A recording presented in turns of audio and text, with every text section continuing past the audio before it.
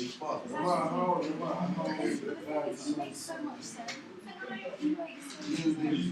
is everyone finished with this bit? Wait, listen, you said alone.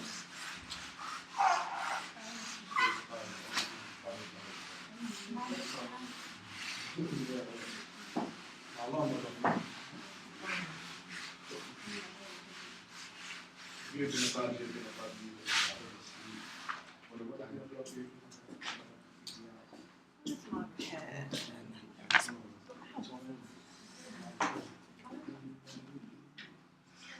Okay, let's talk about this.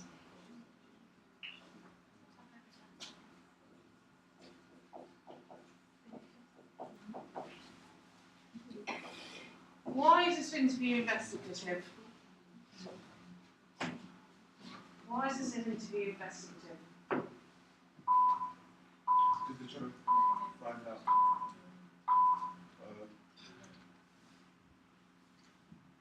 He's trying to find out what he thinks about what other people have been saying.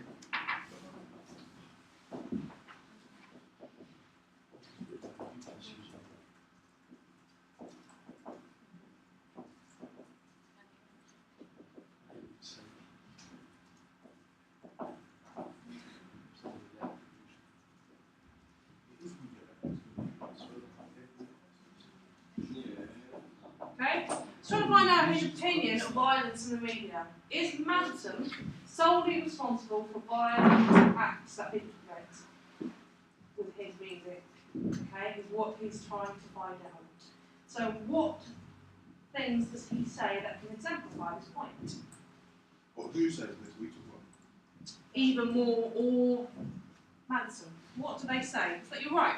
The whole point of this, okay, is he's being investigated. He wants to know who the real Manson is.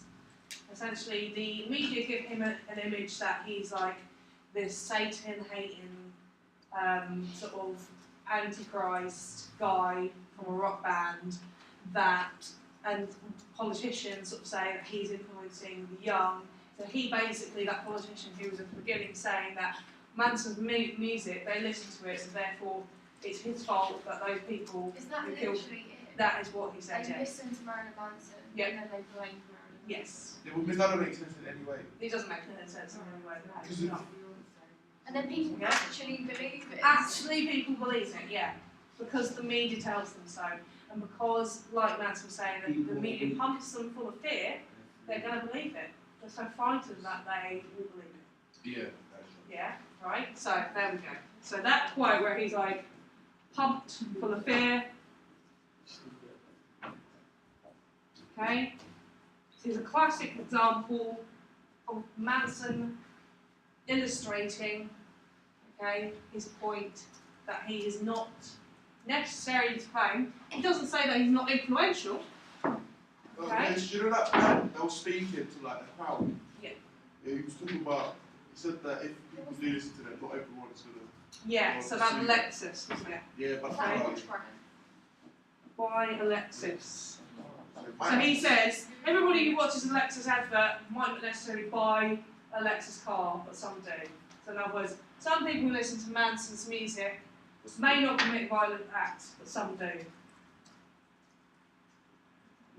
Yeah? Is what the point he was trying to make. So two classic examples of his investigative. Okay, anything else? Can we think of any other investigative points? There was only 2 questions he asked in this entire interview. Can anyone name one of them? Yes, what did he say? So, would you like to talk to the kids about the community? So, Yeah, so they will let them speak, yeah. which they don't normally do. That's what made me think that he's a. Yeah? So what would you say to the children of Columbine? He says, I just listen. Okay? So he's exemplifying that actually he would listen to them and other people haven't Or listened maybe to he's been them. putting it on as well. You never know, because if he's getting interviewed, you know that this is going to go like, obviously people will see this. So he might just put it on just to. Possibly, yeah. Do you think he is like? No, I think he is. Okay, but certainly, right, the way that it is constructed definitely works in Manson's favour compared to the last one. Yeah? Because in the last interview, the guy didn't come across so well, did it? But in this interview, I'm thinking the majority, if not all of us, seem to quite like Manson in this interview. Would you say that? Yeah. Okay, what is it then that's making us believe what Manson is saying is true? Part of it, not all of it, but part of it. Because what they're trying to put in doesn't really make sense. Yeah, how do they do that? How does he present that argument? What's that term that I just used a minute ago? That you were like, I don't even know what that is. Juxtapositioning. Let's go into juxtapositioning. Okay? Positioning. Can't spell today. Yeah. Okay, so the juxtaposition is basically when we have Manson giving a little bit of a talk about his opinion. Okay. We then cut to the politician talking about the Lexus ad. Now, every time that politician says something, says a statement, Manson has always got a counter-argument against it. So, often, when you're debating, you'll go one back and forth, back and forth, back and forth. But usually it is that the person who has the last say has proved the point. Okay? So every time that guy makes a point, Manson shuts him down. It's because of the editing, the deliberate editing by Moore, that makes us believe that actually Manson is right. Okay? It helps exemplify these statements. Okay? So it's, what he's saying is probably, we probably agree with it anyway, alright? Just because that's who we are. But it's made easier to kind of believe it when you've got such polar opposites against it. Does that make sense? Yeah. Yeah? Cool. So the use of juxtapositioning in this interview is so important, okay? Because it's making Manson's words mean more. Okay? So back and forth. So the Lexus ad. He talks about Monica Lewinsky. Do we all know who Monica Lewinsky is? Yeah. No? No. Oh, okay. I might tell you about that incident off the video recording because. Yeah, have a little Google. She basically had an affair with the president at the time. Okay, and she was accused of doing something. She was caught doing something. Monica Lewinsky. Yeah. Have a Google search of it, Kelvin. Can we not? Once you found out, though, can we not shout it out loud because I'm recording? Yeah. Millions, yeah. Okay, so Lex Monica Lewinsky, and he then goes into the bombs, doesn't he? Okay, and then the other question from the whole interview comes in. What is that question? It's about bombs. Anyone get it? When the accident happened, the act happened, seemed it was Yeah. Did you know that day,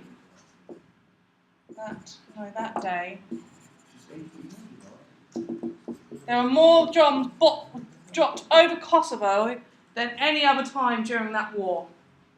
What kind of question is this?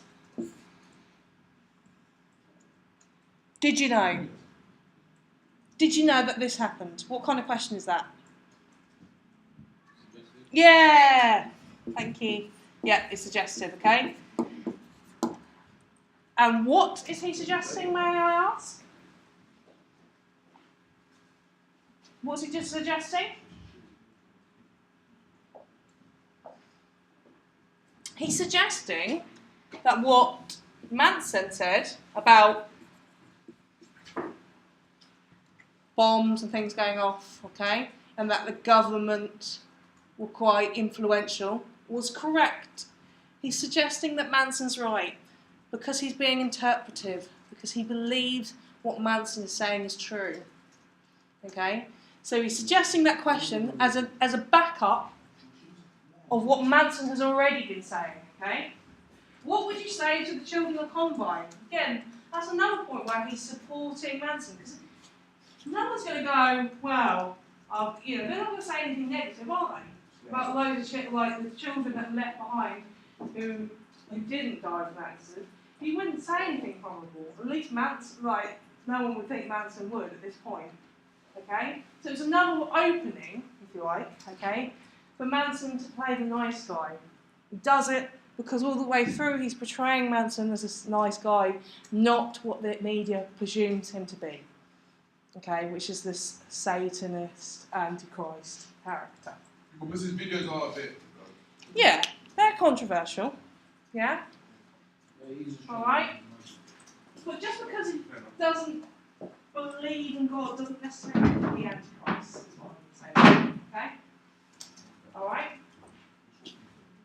But in a country where it's very religious, okay, that would offend a lot of people, and I get it, you know. But that's what I'm just saying, I'm just kind of making that point, that the media portrays him, and the government portrays him in a certain way, but not all as it seems, and that's what the point of this interview is. Okay, there's one other bit that I want to talk about, and that is active listening. Okay, so Kelvin, can you tell me why you keep looking at your phone?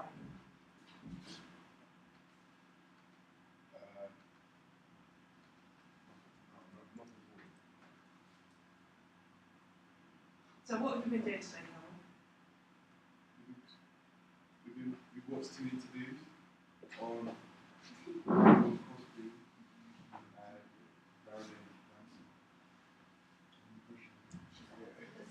I'm actively listening to you. Okay? So I'm fully engaged with you. So I'm giving you good eye contact, I'm nodding at what you're saying. Okay? That is called active listening.